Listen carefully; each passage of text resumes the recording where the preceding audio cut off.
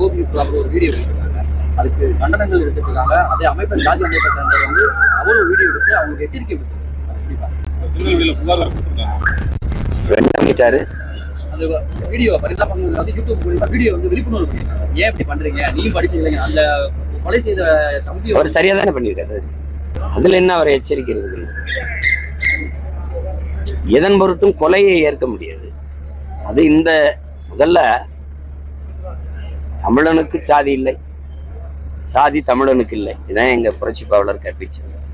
தமிழ் ஒரு பேரன்பின் தாய். தமிழன்ல உயர்ந்தவன் தாழ்ந்தவன் என்று எப்படி பாக்குறீங்க? என்னல நீங்க எந்த வழியில தாழ்ந்துட்டீங்க? உங்களை நான் எந்த இடத்துல உயர்ந்துட்டேன்? இப்படி ஒண்ணும் இல்லையே. ஒருத்தன் என்னில தாழ்ந்தான்னா அங்க தமிழ் தாழ்வு. ஒரு தமிழன் தாழ்றான், அவன் தாழ்த்தி வைக்கப்படுறான். நீ யாரும் தாழ்ந்தவன் இல்லையே, தாழ்த்தி வைக்கப்பட்டவன் தானே, தாழ்த்தப்பட்டவன் தானே. அப்ப யாரு தாழ்த்தியவன் ஒரு கேள்வி ஏன் இத்தனை 100 ஆண்டுகள் அவங்களுக்கு எழல? எப்படி எழல? அதான சிக்கல். இங்க என்னன்னா, நம்ம பாட்டனார் அயோத்தியாச பண்டிதர் சொல்றாங்க, அவன் வெள்ளக்காரன் வரும்போது அவன் மொத்தமா எல்லாரையும் அடக்கி ஆண்டான், அடிமைப்படுத்தினான். அவனுக்கு நம்ம எல்லாருமே அடிமைதான். ஆனால் இங்கிருந்தவனுக்கு இவனுக்கு கீழே ஒரு அடிமை தேவைப்பட்டிருக்குங்கிற.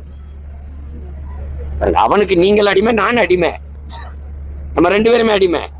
ஆனால் எனக்கு நீங்க அடிமையா இருக்கணும்னு தோணுது. இந்த பெரிய நிலச்சுவார்ந்தார்கள் அவங்களுக்கு எல்லாம் என்னன்னா, எனக்கு கீழே வருது, நீயே அடிமை, உனக்கு கீழே ஒரு அடிமை இருக்கணும்னு நினைச்சு அடிமைப்படுத்திட்டே இருந்துட்டான். அந்த நிலையில இருந்து அவன் மேம்படணும்னா அவன் பஞ்சமர நிலத்தை கொடுத்துட்டே இவன் போய் ஏன்டா நீ கைகிட்டு நிக்கிற, இந்த உனக்கு கொஞ்சம் இடம் இருந்தா நீயே உழுது குழைச்சு பயன் தான் கொடுத்துருக்கான். அப்ப அதை சொல்றாரு, அப்ப அடிமைக்கு ஒரு அடிமை தேவைப்படுது. எப்படிப்பட்ட கொடுமைன்னு பாரு. அந்த மனநிலை தான் இது வர தொடரும். இதை போக்கணும்.